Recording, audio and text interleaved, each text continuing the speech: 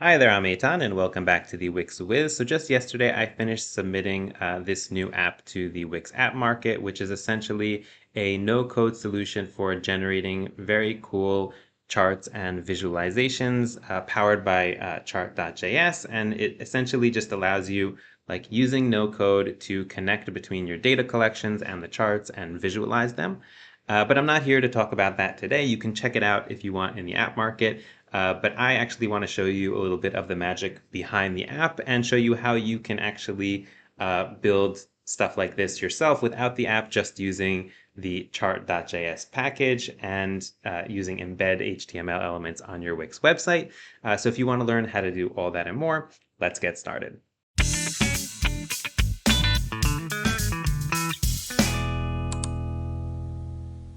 Okay, so to join us on today's tutorial, all you're going to need is a blank Wix website. You can also have, of course, a Wix Studio website. Everything I'm going to show you today will work equally for both editors.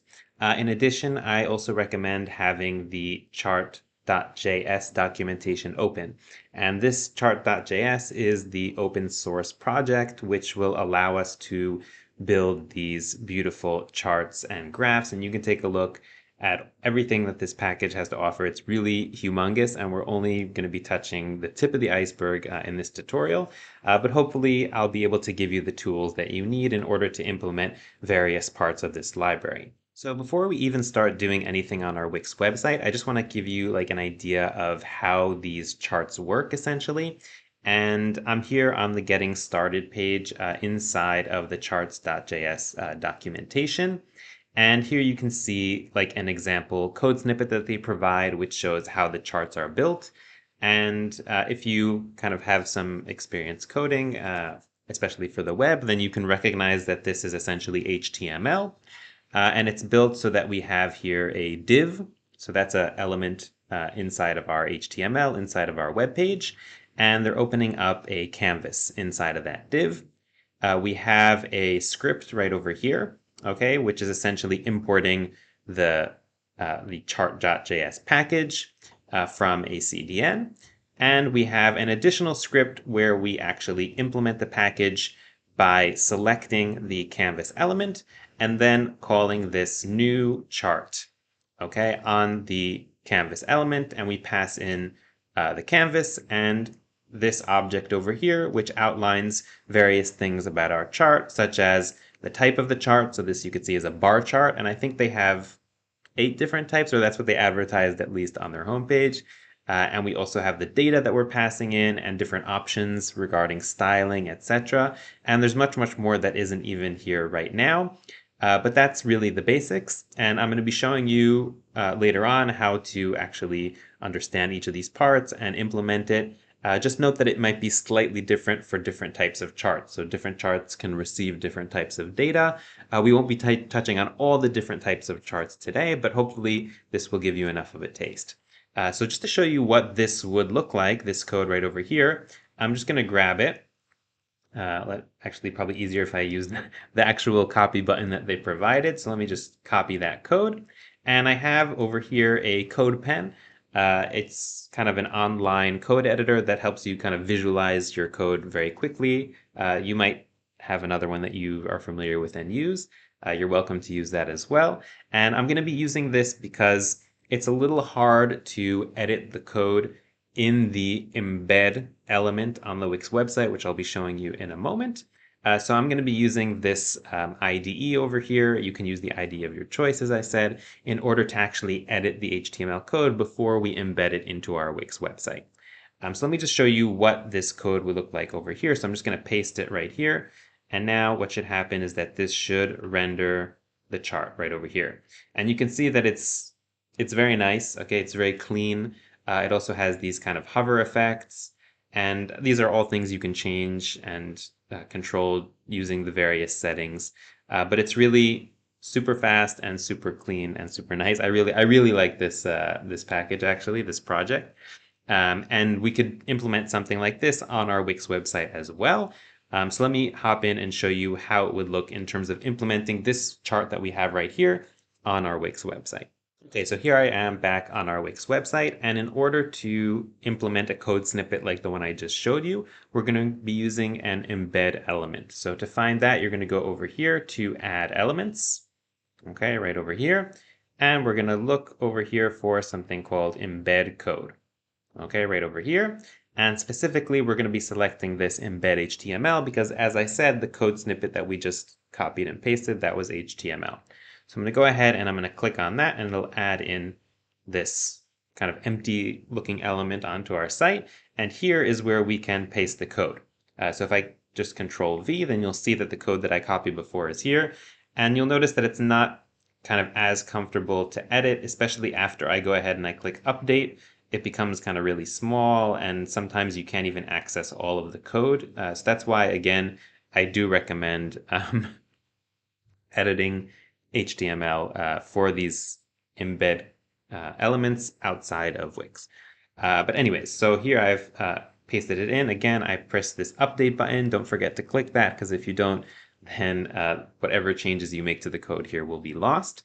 And then I can just go ahead and close this, and you can see here that we see a version of the chart. Obviously, it looks a little different because these charts are responsive, and they're responsive to the size of this element. So if I go ahead and I make this element bigger, and then I go ahead and click Edit Code and click Update, then it should change responsively. I see it's not doing so right now, but if, for example, I go into preview mode, then you can see that it did adjust to the size of the element. Sometimes in the editor itself, it doesn't always refresh, but if you go to the live site or your preview mode, where I always recommend checking how your chart will actually look, then you can see how it kind of adjusts to the size of the HTML element, which is containing it.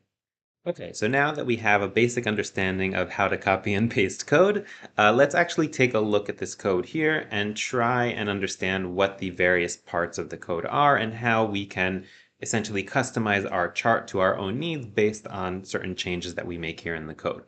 So first of all, in terms of the type, we're not going to play with that right now, but this would allow you to change between, let's say, a bar chart to a pie chart to dot charts or whatever.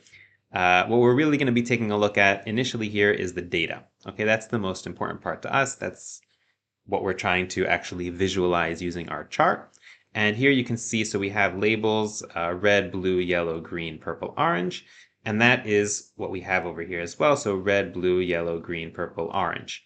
Okay, and these match in terms of the order, the data that we have over here. So we have here 12, 19, 3, 5, 2, etc. So that's right over here. You can see this one is 12, this one's 18, etc. So if we wanted to make a change here, essentially, let's say if the first item that we wanted to display was not 12, but it was, let's say, 18, then we can just make that change in the code. And now you can see that the bar chart has changed as well. I could also go ahead and make a change to one of these names. So for example, instead of blue, if I change this to another color, let's say teal, and just let that code refresh, you can see it changed over here as well. These data sets, you'll notice, are actually an array. Okay, so this is an array of objects. And what we can do is we can actually add multiple data sets to each one of our charts if we want to, let's say, compare different data. So for example, if I just copy over this data set that we have over here, and then I'll add a comma, and I'm going to paste that data set again right over here. Now you can see that essentially we have two sets of data that we're comparing, and they're identical because I just copied and pasted it, but essentially what we could do here is change this, let's say, to 11, and this to 5, this to 10, and then we can get kind of a comparison between two different data sets. And this is probably what you're going to want to do, something like this on your site. So now we're going to hop in and see how we can essentially take data from a collection, a Wix CMS collection on our website, and transfer that data into the chart so that we can have charts that will change essentially based on the data in our collections, and we won't have to go in and change all the code by hand every time. So here I am back on our Wix website, and for those of you who are not familiar with the CMS, I do recommend checking out some of my other tutorials on the topic. I'm going to assume that you have some basic knowledge of it for the sake of this tutorial. But if you're not sure, it's right over here on the bottom. We can access the CMS. And if I go here to my collections, you'll see I've already set up a collection called fruits. And essentially what this collection does is it has a list of different fruits, and it has some data about these different fruits. So let's say sales from year 2018, 2019, 2020. And my goal is essentially to create a chart that will compare the data from these years. So for each of these fruit, I want to compare and see side by side the sales from year 2018, 2019, 2020. And so if we try and kind of imagine how that would relate to the data in our chart, so these fruit names essentially, okay, that we have over here are going to be the labels that we have over here. So here, this will be apples, oranges, etc. And if we take a look here at the sales, so this data over here, these numbers are going to be our data sets. And so the label of one of them will be, let's say, sales for 2019, sales for 2018, and then we'll have them all here side by side.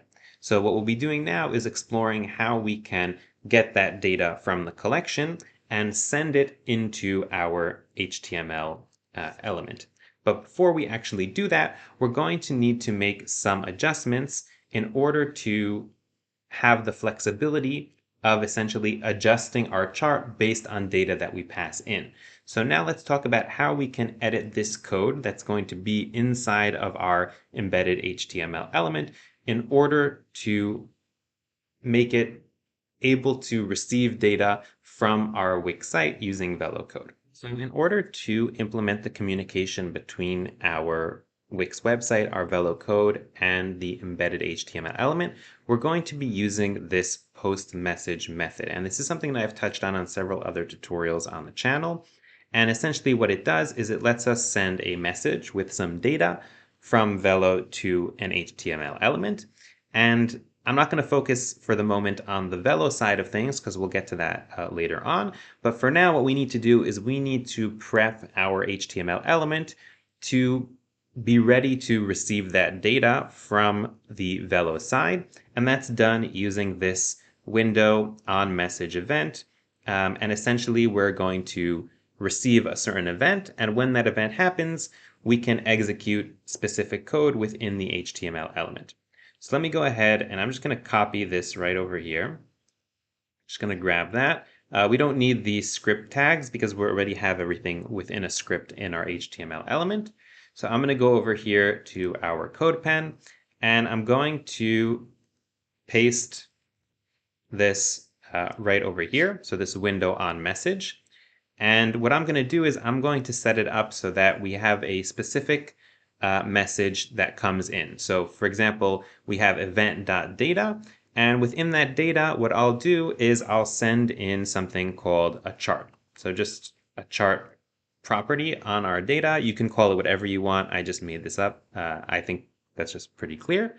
And here what we can do is we can add a console log. I don't need this whole long message that we have over here. But what we could do is we could just console.log chart event.data.chart. Okay, and what we can do also here is run some code, which is going to be a function that I'm going to build right now that will execute once we get that message from the front end, from our Wix site, from the Velo code. And essentially what we're going to do here inside this function is call this new chart. Okay, so what we see over here, new chart, this is all going to be called within this new function. So let's go ahead and create that function. So let's declare that over here, function, and let's call this create chart. And it'll take one parameter, which is going to be our chart. And then inside of the function, essentially what we'll do is we will create this new chart. So let me grab all this code and I'm going to throw it in here. And essentially, what I'm going to do is, instead of using the data that we have inside of this new chart method over here, okay, so instead of actually having the data live inside of our HTML element, what we're going to do is we're actually going to pass all this data. And when I say data, I don't mean only the data sets or what we have over here, but I mean essentially all of the information about our chart. We're going to pass in this object from our Velo code.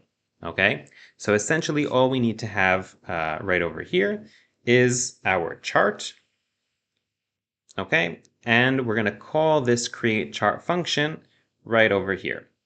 So let me call this right over here. So we're going to say create chart, and we'll pass in the event.data.chart. Okay, so actually this code just became really super simple. And what I'm going to do is actually if you notice, I just copied the whole data structure of the chart. And I don't want to lose that because that's going to be very helpful when we're building the code on the Velo side. So what I'm going to do is I'm going to head over now to the Wix editor. And I'm going to paste that code inside of the Velo IDE. So in order to access the Velo IDE, we're going to need to turn on dev mode. So let me go over here to dev mode, and I'm going to turn on dev mode. And once dev mode is on, here I have the IDE for the page. And what I'm going to do is I'm going to get rid of this boilerplate code. And I'm just going to paste right over here on top. Let me open up a comment. There's going to be a big comment. And I'm going to paste in the code over here. So this is essentially the data structure. I think I accidentally copied over some superfluous, some extra code that we don't need. So yeah, so I just got rid of that down there. And essentially what we're going to do now is talk about how we can use the data from our collection to generate this data that we have here inside of the data property of the chart, and then pass that into our new embed element code. So now what we're going to do is we're going to get the data from our collection on our Wix page inside of the Velo code IDE. And the way I'm going to do that is using Wix data API. So right over here, what I'll do on the very top is I'll import Wix data. And here under my onReady function, I'm going to create a new function which will query my data collection, and it will then alter the structure of the data so that it better fits what we need for our chart. So let's see, async function, and let's call this generate chart data. You can call it whatever you want. I might even change the name of it later on if I decide it's necessary. And we're going to start off with a Wix query. So const fruits collection query result. We don't need the collection here. I don't know why I wrote collection. Fruits query result equals to await Wix data dot query. And here we need the name of the collection. If you're not sure what the name is, you can always find it here under databases, collections, and here you can copy the collection ID right over here. And I'm going to go right over here and I'm going to paste that inside of the query. And then we're going to run .find. You can also here decide to filter your query based on certain parameters if you want. I'm just going to query my entire collection. And I'm going to say here const fruits or fruit data equals to fruits query result dot items. So now that I have my fruit data, let's think for a second about how we need to structure this. So first of all, we're going to need the labels, which if you recall, that's all under the fruit name field. Okay, so essentially I'm going to need to get all of the fruit names in an array so that we can pass it over here into the labels. Okay, so let me get that right over here. So I'm going to say here const labels equals to, I'm going to get the fruit data, And I'm going to map that fruit data because the fruit data comes back as an array of objects. And for each fruit, what I'm going to do is just create a new array where instead of the whole fruit object, I just have the fruit name. So we're going to have here fruit dot fruit name. And usually I don't use underscores when I'm naming my fields and my data and stuff. It's just this data I happen to generate using something called Makaru, and this is the names that it gave, and I was too lazy to change them. But it's fine. I mean, if you use, what's it called? Snake string? I don't know. I usually use camel case. And yeah, so that will give us an array with all the fruit names. Again, if you're not sure of the name of the field, you can get that from right over here. So just copy field ID. And before we move forward to the next step, which is going to be the data sets, I just want to give you a kind of more of a visualization of what this data looks like and what the labels look like, just to make sure we're all on the same page as we move forward. So what I'm going to do is I'll add in some console logs over here. So first of all, let me add in a log for the fruit data. So fruit, and here we'll have our fruit data. And let me add in one more log right over here for our labels. So let me do here console.log, and this will be our labels and labels. And then what I'll do is I'll just grab this generate chart data function, and I'll call it here inside of our onReady. Okay, right over here. And this should be enough so that we can see what this data looks like even in preview mode. So I'm going to go over here and head into preview mode. And this is a great chance for you to like the video. Okay, here we are. We're in preview mode. So here we can see our logs for fruits and labels. So here we can see an array of objects. So here's all the data essentially from our fruits. And here's the aggregation of the labels. So banana, mango, etc. And our next step is going to be to aggregate essentially the specific numbers for, let's say, sales year 2018 and sales year 2020. And it's pretty much like what we did for the labels, just we're going to need to do it for several fields. Okay, so not only one field. In order to facilitate that, I'm going to build an array with our with the specific fields that we want to aggregate, because this is really up to you, depending on which fields you actually want to display inside of your chart. So here I am back inside of our Velo IDE. And what I'll do now over here is I'm going to create an array with all of the fields that we want to generate the data for. So let me call this data fields. And this is going to be an array. And inside of this array, essentially, I'm just going to paste the IDs of the fields that we want to aggregate the data for. So I'm going to copy over one field ID, and I'll copy over another field ID, and I'll copy over a third field ID. There is another way to do this using the Wix Data v2 Velo API. Which essentially allows you to grab a collection and actually query for the fields that belong to that collection, and then you can filter those fields based on data type. So let's say you wanted all the fields with the data type number.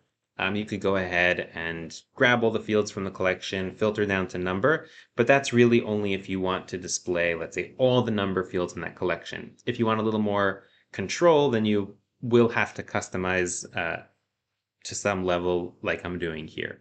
I'm not going to demonstrate what I just explained, but for those of you who are looking for something a little more advanced, hopefully that can send you in the right direction. So I grabbed the data fields over here, and essentially what we're going to need to do now is loop through them and create our data set data. So what we're trying to do now, just to make sure we're on the same page, is to create this array over here. So here we have data sets with objects with a label, data, and border width. Border width is optional. I mean, that's just if you want to have a border around it and you want that width to be 1. I'll leave it just so that we have the same visualization as before. So essentially, what I'll do over here is first I will declare an empty array. data sets. And then I will say data fields dot for each. And for each field, what we'll do is essentially we will create an object and pass that into the data set. So for each field, okay, what we'll do is we will say const, let's say data equals 2. And here we're going to need to, again, aggregate the data. So the same way we aggregated the data over here for the labels is we are going to get the fruit data dot map. And for each fruit, we are going to get the fruit and specifically the field. Okay, so whichever field it is that we're aggregating for at the moment. So the first time it runs through, this for each is essentially a loop. So the first time it runs through, it'll be sales year 2018. That's what we'll have over here. And then the second time it'll be 2019, then 2020. But here we're just going to put a variable, and that's going to be field. Okay, and so that's going to be the data. And then what we can do here is say const, let's say data set item, and then this will be an object. And this is going to need to have a few things. So we can always go ahead and up here and reference it. So we want our label. First thing here, we're going to have a label. And that label is essentially going to be the field. And then we're actually going to have the data, right? Data. So we can actually just pass in this data object that we created before. Data array. So data. And we're also going to want to set the border width. So let's do border width 1. With my luck, that's exactly where I make the typo and screw everything up in the least important part inside of border width. Okay, so then we have that data set item. What we can do is we can say data sets dot push and push in that data set item. Awesome. So now that we have that, essentially what we need to do is structure everything together so that it looks something like this.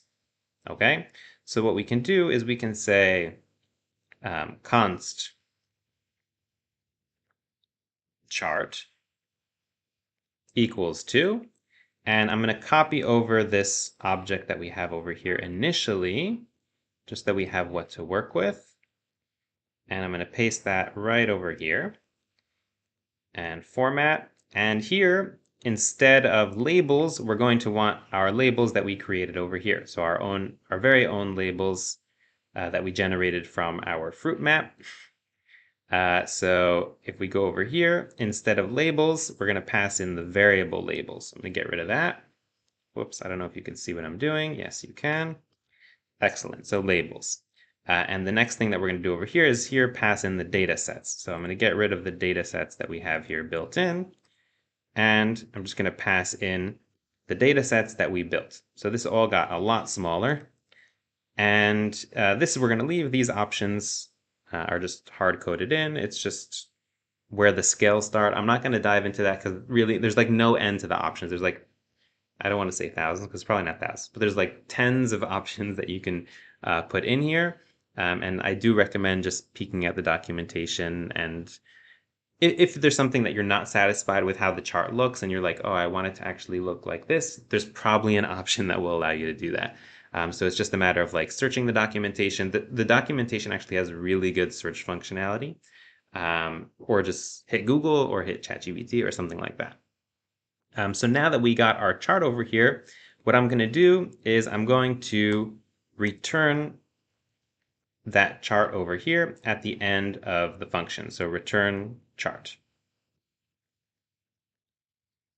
Okay, so now that we have a function which essentially gets the data from the collection and then formats it in the way that we need to format it and then returns that chart object in the format that we need, all we're going to need to do now is pass that chart object into the HTML element and make sure that our HTML element has the right code in order to receive that object. Okay, so first things first, let's go ahead and grab the code that we prepped so nicely inside of our code pen.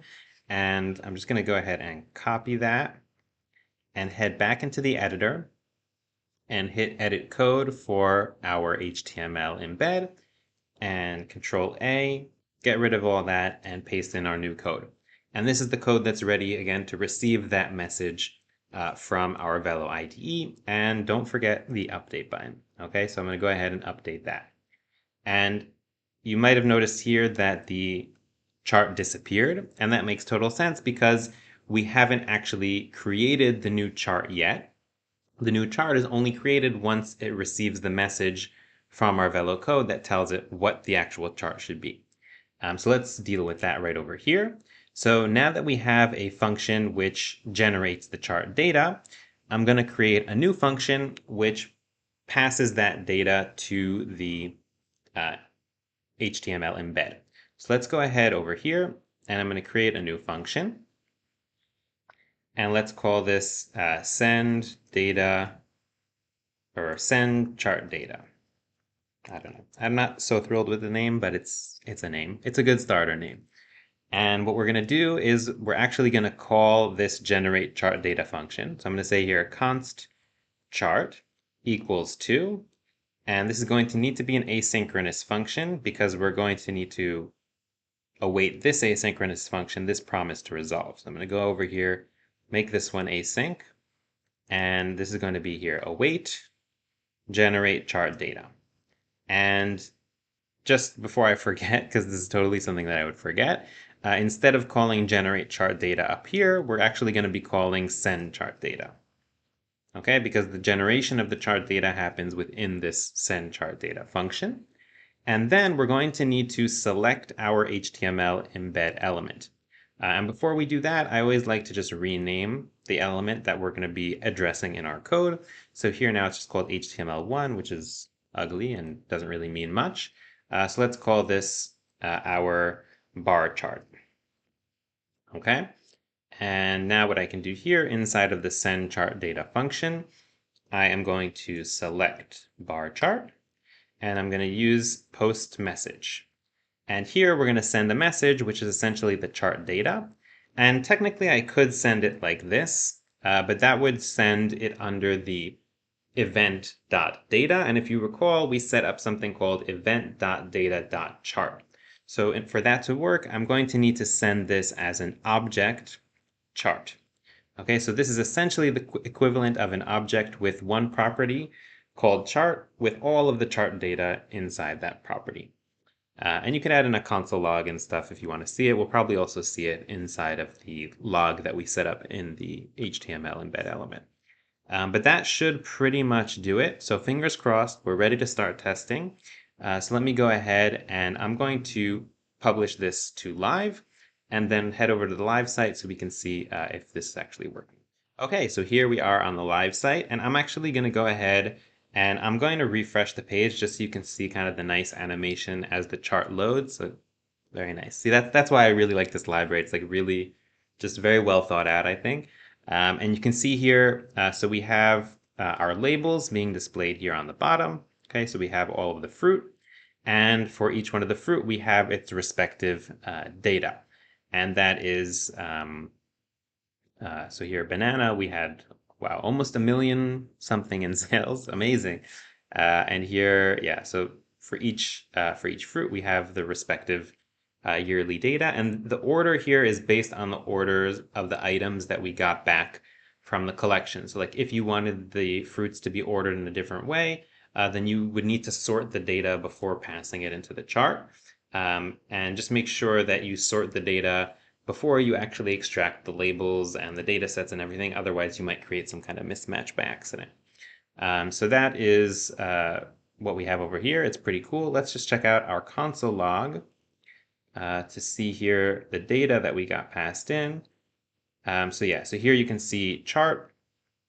And inside of this chart, essentially, we have here all the data from the chart. This is actually inside of the HTML element. So this is, if I go over here, That's this log that we have right over here. So chart event.data.chart. Okay, that's what's being logged. So that is how to implement a bar chart. As I said, there are multiple different types of chart. Each one is structured a little differently in terms of the data, but the principles are really the same. So I'm not going to be showing you every single chart because we don't really have the time for that. And I also don't think it's 100% necessary because I believe in you. And I think that you can take the principles that we demonstrated here today. So restructuring the HTML that needs to go into the embed, getting the data from your data collection in the Wix side and reformatting it to create an object that can be sent into the HTML embed and generate your chart as you wish. So if you enjoyed this tutorial, if you found it useful, don't forget to give it a thumbs up. If you have any questions, if there's any follow-up tutorial that you really want to see, you can leave a comment. And if your comment gets enough thumbs up or whatever, then maybe I'll consider showing maybe another different kind of chart or a specific need in terms of displaying data that's very popular. Or you can just share how you're using this in your project, send a link to your website or something so we could all check it out. And if you enjoyed this tutorial and you would like to see more like this on a weekly basis, then I would highly recommend subscribing to the channel, and I will see you next time. Okay, so I have an array of the fields that we actually want to use for our data. And now what we're going to need to do is we're going to need to map this fruit data into a new array, which contains the data sets in this structure.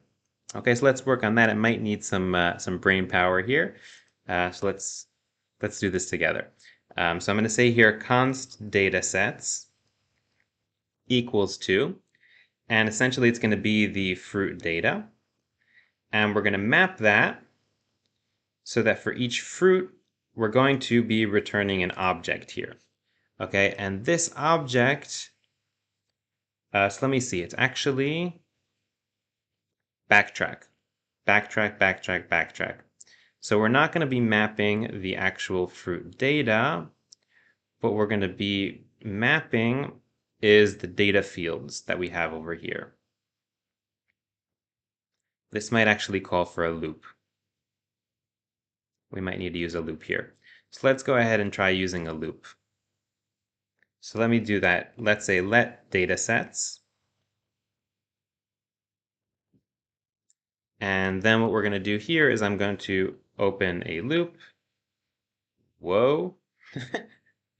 Okay, so for I equals 0, I is smaller than data fields dot length, I plus plus. And what we're going to be doing over here is essentially saying that we want to collect all of the data from a specific field. Okay, so I'm going to say here that const data equals to, and it's going to be equal to fruit data of our specific field. Okay, so it's going to be the data fields I. Okay, so for example, the first time the loop runs, it'll be sale year 2018. And then the second time the loop runs, it'll be sales year 2019. Okay, so that's going to be data of this specific data field. And I'm going to map it. Okay, I'm going to map it over here. So it's going to be, is it going to be, do we need fruit data? No. Backtrack again. We're going to be mapping the fruit data